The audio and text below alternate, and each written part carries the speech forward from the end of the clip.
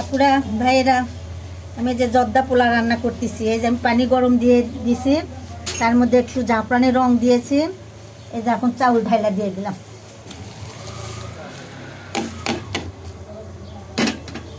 দিয়ে আমি ভালো করে ফুটে নেব। এখন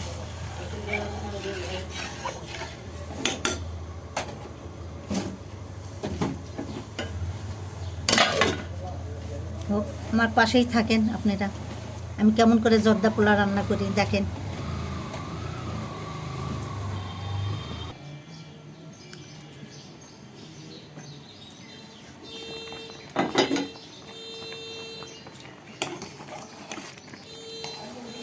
এই যে আপুরা ফুটে গেছে, এখন আমি নামিয়ে নেব, আপনারা পাশেই থাকেন।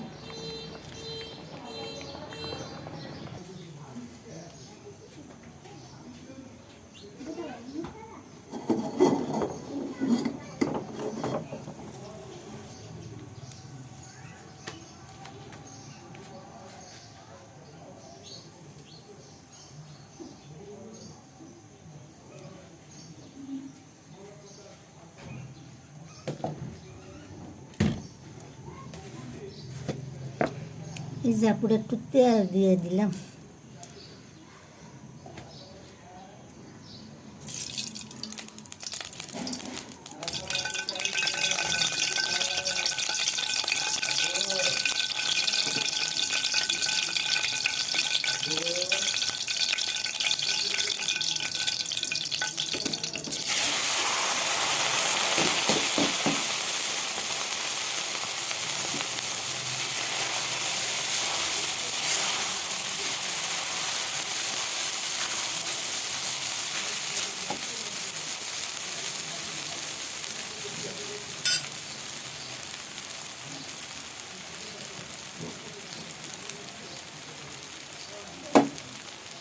এই যে বাদাম,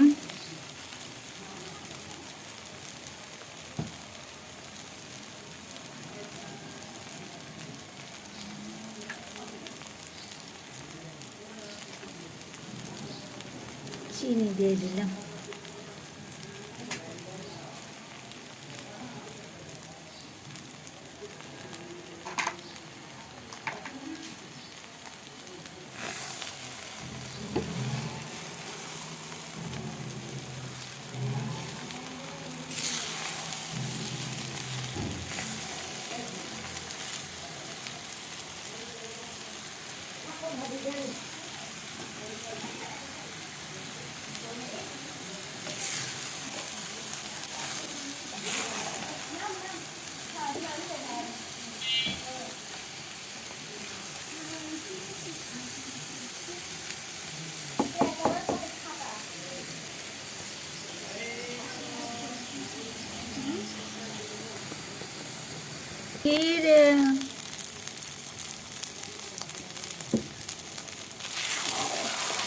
পুরা এই যে আমার জর্দা পোলা হয়ে গেছে।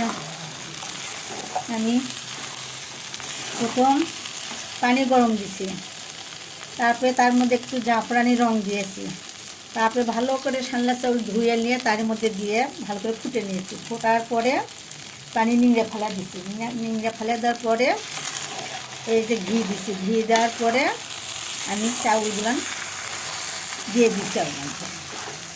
ওই যে ভাত ফুটে রাখলাম যে সেগুলো দিয়ে রেখে তারপরে চিনি দিয়ে দিলাম। দেওয়ার পরে এই যে দেখেন, আপনারা এই চোখে দেখেন আমার ডাটা হয়ে গেছে। নামিয়ে নিলি পরে আপনি ঝরঝরা হয়ে যাবে।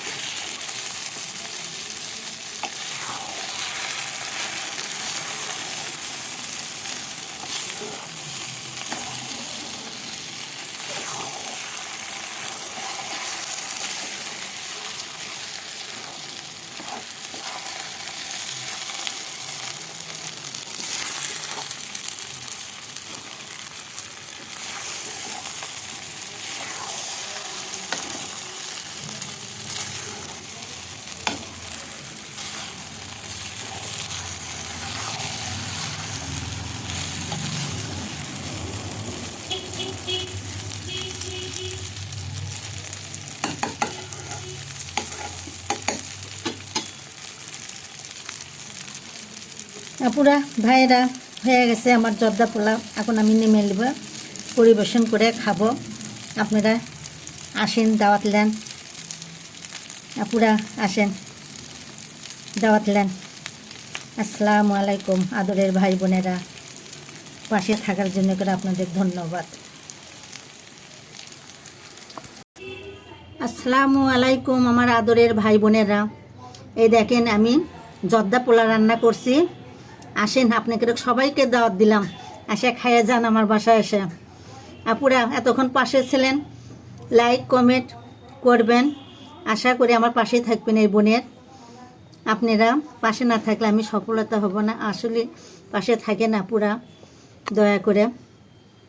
আসসালামু আলাইকুম আদরে ভাই বোনেরা, আর কথা বলবো না, আপনাদের ধন্যবাদ। আমার বাসায় দাওয়াত থাকলে আপনারা আসেন।